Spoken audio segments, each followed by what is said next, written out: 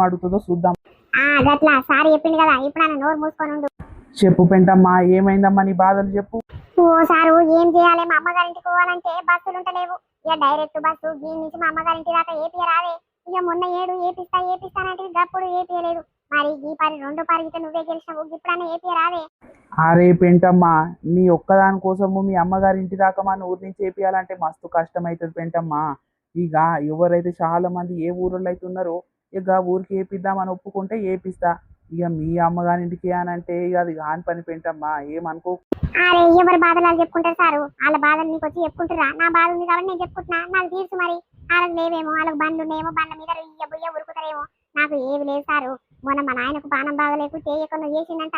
దెబ్బ పోదామంటే ఏ ఆటో లేవు, బస్సులు లేవు. నాకైతే ఎట్లయింది తెలుసా? ఆగమాగమైంది. అన్నో ఇన్నో కాళ్ళేలు మొక్కే ఎగాడు 100 రూపాయల పెట్రోల్ లోపిస్తే వచ్చి దించొచ్చిండు. ఆవో గట్లుంటది సారు పరిస్థితి.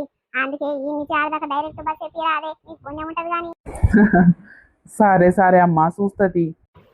ఒక్కటి చూస్తాను కదా, మంచిది సారు. ఇక చూద్దాం, చేస్తేనే మంచిది. లేకుంటే మళ్ళీసారి ఇట్లా నిలబడే ఛాన్స్ వచ్చిందనుకో, అప్పుడు నిన్ను అస్సలు గెలిపియము. ఏమంటున్నా మైండ్ లో పెట్టుకో. సరే సరే అమ్మా, ఇక నడువు అయిపోయిందా?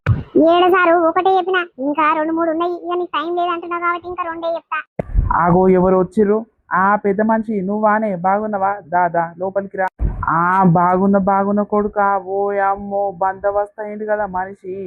మరి మంది పుణ్యాన్ని వచ్చిన పైసలు తింటే బందోబస్తు కాకుంటే ఎట్లయితాడు? సరే పో ముసలాయన, నీ బాధలు ఉంటే జరైనాక చెప్పు గాని నా బాధలు జరిగింది సారు. ఇది చలికాలం కదా సారు. నేను నా మొగడు చెరువు కట్ట కిందికి పోయి ఇన్ని కట్ట జమ చేసుకొని మూటకి ఎన్నిచ్చిన కట్టుకొని వచ్చినాము ఇద్దరము. చెరువు 2 కట్టలు కట్టుకొని వస్తే ఆడ మంచిగా వేరు